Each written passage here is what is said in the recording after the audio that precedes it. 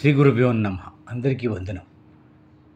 మన YouTube channel క్షేత్ర సమాచారంలో గ్రామాన ఉన్న పురాతన ఆలయాల్ని పరిచయం చేసే క్రమంలో ఒక్కొక్క గ్రామంలో ఉన్న ఒక్కొక్క ఆలయాన్ని చూస్తుంటే ఎంత ఆనందం కలుగుతుందో అంతటి ఆశ్చర్యం కూడా కలుగుతుంది. ఎందుకంటే కొన్ని వందల సంవత్సరాల క్రితం నిర్మించిన ఈ ఆలయాల్ని సంరక్షించుకుంటూ వస్తున్న గ్రామస్తులు అభినందనీయులైతే ఆ ఆలయంలో కొలువైన దేవదేవుని నమ్ముకొని తమ జీవనం సాగిస్తున్నారు. కొన్ని తరాల బట్టి అర్చక స్వాములు ఆ ఆలయంలో వారికి పాదాభివందనం చేయాలి.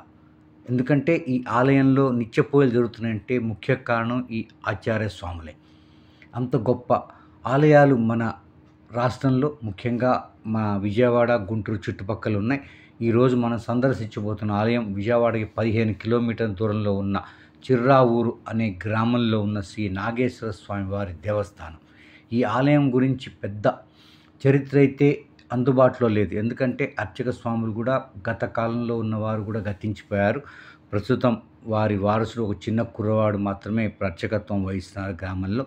అతనికి కూడా పెద్దగా వివరాలు తెలియకపోవటం వలన మనకి అందుబాటులో అంటే ఆలయాన్ని చూసిన మీదట ఆలయ నిర్మాణ శైలి, అదేవిధంగా ఆలయంలో ఉన్న విగ్రహాలు వాటిని చూసిన తర్వాత మనకి అర్థమైన విషయాలను మాత్రమే నేను మీతో పంచుకుంటూ ఉన్నాను. చూశారు కదా, ఈ ఆలయానికి కూడా రాజగోపురం ఏముండవు కానీ ఒక ఎత్తైన ధ్వజస్తంభం, ముఖమండపం పైన గణపతి కుమారస్వామితో ఆది దంపతులు, అటుపక్క ఇటుపక్క నందులు కనపడతారు.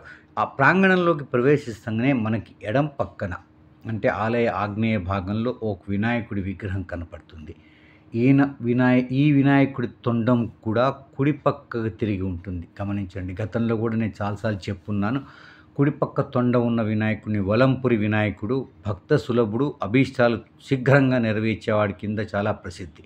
ఈ పక్కనున్న విగ్రహం చూస్తే మనకి ఆలయం ఎంత పురాతనమైందో తెలుస్తుంది. ఎందుకంటే గత కాలంలో పూజలు అందుకున్న గణేశుడి విగ్రహం భిన్నమవుతుంతో పక్కన ఉంచారు. ఈ విగ్రహం చాలు ఆలయ పురాతనత్వం తెలపడానికి మనకి. ఇంకా ఆలయ దక్షిణ భాగంలో స్వయం అభిషేకం చేసుకున్న గంగాధరుని విగ్రహం చూడొచ్చు మనం. ఈ విగ్రహం ఈ మధ్య చాలా ఆలయాల్లో కనపడుతూ ఉంది, గతంలో లేదు.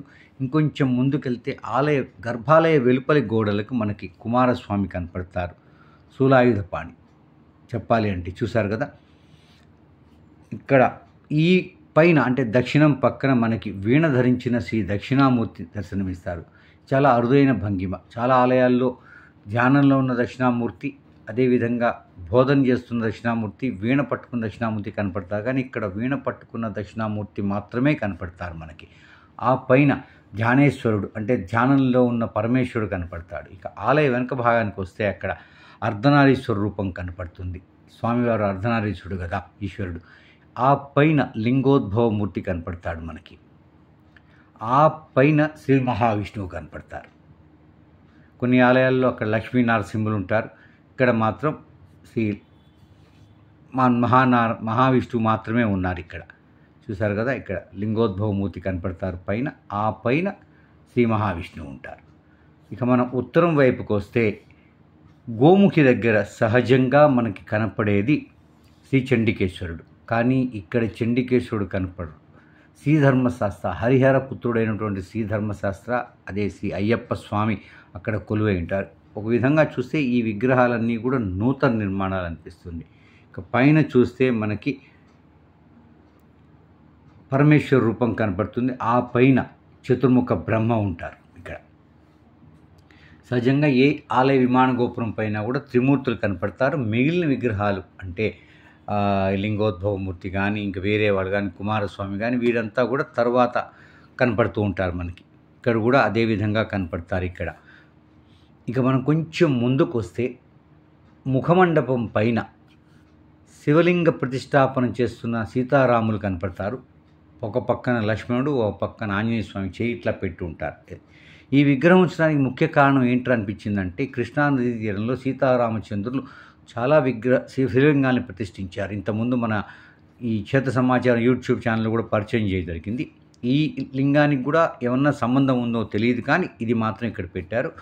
ఆలయ ఆగ్నేయ భాగంలో మనకి అన్ని శివాలయాల్లో కనిపించే నవగ్రహ మండపం కనపడుతుంది మనకి. ఇక్కడ విచిత్రమైన విషయం ఏంటంటే నవగ్రహాలు చక్కగా సర్వాంగ శోభితంగా కనపడతాయి ఇక్కడ కూడా. ఇక మనం మళ్ళీ ముఖమండపం దగ్గరికి వస్తే ప్రదక్షిణ పూర్తి చేసుకొని వస్తే మనకి లోపలికి వెళ్ళేదానికి నిర్ణయించుకున్నప్పుడు మరి ఒక్కసారి పైన ఉన్నటువంటి ఆది దంపతుల్ని కుమారులని దర్శించుకొని లోపలికి వెళ్తే మనకి ఈ ఆలయం సుమారు 1000 సంవత్సరాల క్రితం ఈ ప్రాంతాన్ని పరిపాలించిన చాళుక్య రాజుల కాలంలో నిర్మించబడినట్టుగా తెలుస్తోంది. ఇది నూతనంగా నిర్మించినటువంటి సుబ్రహ్మణ్యేశ్వర స్వామి వారి సన్నిధి ఆలయ వాయువ్య భాగంలో ఉంటుంది.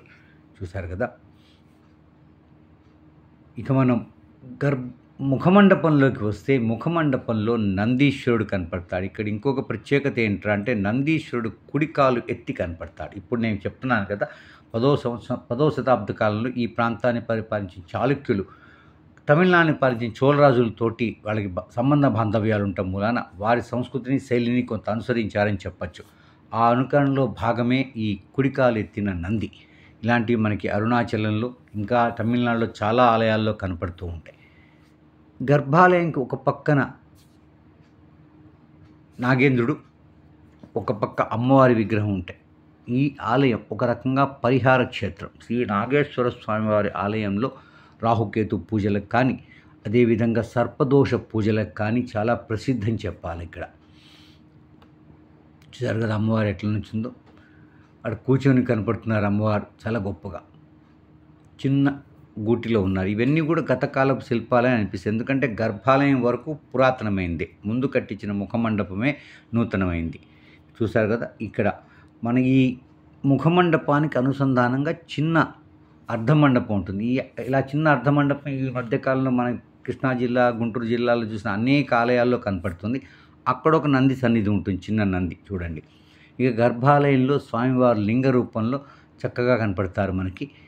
ఇక ఈ అర్ధమండపంలో మనకి ఒక పక్కన శ్రీ గణపతి, ఒక పక్క అమ్మవారు శ్రీ లలితాదేవి ఉంటారు. లలితాదేవి విగ్రహ ప్రతిష్ఠ అనంతర కాలంలో జరిగిందిగా భావించారు. ఎందుకంటే అమ్మవారికి ప్రత్యేక సన్నిధి ఉండదు. ఈ అర్ధమండపంలోనే ఒక పక్కన అంటే ఉత్తర భాగంలో అమ్మవారు ఉంటారు. చూశారు కదా స్వామివారు రూపం. ఇక్కడ బ్రహ్మసూత్రం ఇవేమి ఉండవు. చిన్న లింగ రూపంలో స్వామివారు దేదీప్యమైనటువంటి అలంకరణలో నిత్య పూజలు 1000 సంవత్సరాల బట్టి పూజలు అందుకుంటున్న శ్రీ నాగేశ్వర స్వామివారి ఆలయం ఒక పరిహార క్షేత్రం. ముఖ్యంగా ఇక్కడ ఇందాక చెప్పినట్టుగా రాహుకేతు పూజలు, అలాగే నాగదోష పూజలకి వీటికి చాలా ప్రసిద్ధిగా తెలుస్తుంది మనకి. చూడండి ఎంత చక్కగా ఉందో. ఇక్కడ అర్చకులు చాలా చిన్నవారు, చెప్పాను కదా వయసులో. ఆయన అంతగా ఆలయ చరిత్ర కానీ వీటి గురించి కానీ వారికి తెలియదు. అయినా సరే ఆయన చక్కగా అర్చన చేసి హారతి ఇచ్చారు. మాకు చాలా సంతోషం వేసింది చూస్తే కనుక. చాలా చిన్న ఆలయం, పరిశుభ్రమైన వాతావరణంలో ఉంది. మరొక్కసారి మనందరికీ మనవి చేస్తుంది ఏంటంటే తప్పనిసరిగా మన గ్రామాన ఉన్న పురాతన ఆలయాల్ని సందర్శించండి.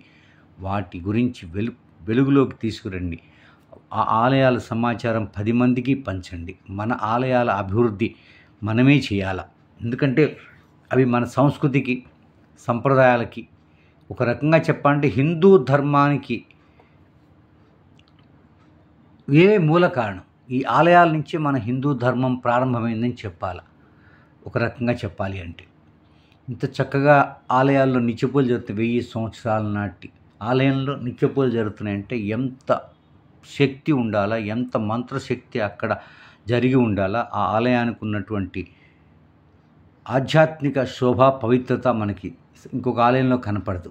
అందువలన మన గ్రామాల్లో ఉన్న ఆలయాలకు వెళ్దాం, ఆ ఆలయాల విశేషాలు 10 మందికి తెలియజేద్దాం. మన ఆలయాల అభివృద్ధికి మనమే పాటుపడదాం. మన హిందూ ధర్మాన్ని అభివృద్ధిలో తీసుకెళ్దాం. ఈ వీడియోని మీకు నచ్చినట్లయితే లైక్ చేయండి, కామెంట్ చేయండి, 10 మందికి పంచండి. 10 మందికి మన గ్రామాన మన ఆంధ్రప్రదేశ్ రాష్ట్రంలో ఉన్న ఆలయాల గురించిన సమాచారం తెలియటం కోసం ఈ క్షేత్ర సమాచారం యూట్యూబ్ ఛానల్ ద్వారా ఈ ఆలయాల్ని వివరాలను అందించడం జరుగుతోంది. తప్పనిసరిగా మీరు లైక్ చేయండి, షేర్ చేయండి, 10 మందికి పంచండి. చూశారు కదా చిన్న అర్చక స్వామి, వయసులో చిన్నవాడైన ఆయన చక్కగా శ్రద్ధగా చేస్తున్నారు. చాలా ఆనందం వేసింది ఈ ఆలయాన్ని చూస్తే. చాలా పరిశుభ్రమైన వాతావరణంలో చాలా చక్కగా నిర్వహిస్తున్న నిత్యపూజలు జరుగుతున్న ఈ ఆలయం. తప్పనిసరిగా అవకాశం ఉన్నవారు చిర్రావూరు శ్రీ నాగేశ్వర స్వామివారి ఆలయాన్ని సందర్శించండి. నమః శివాయ, నమః శివాయ, నమః శివాయ.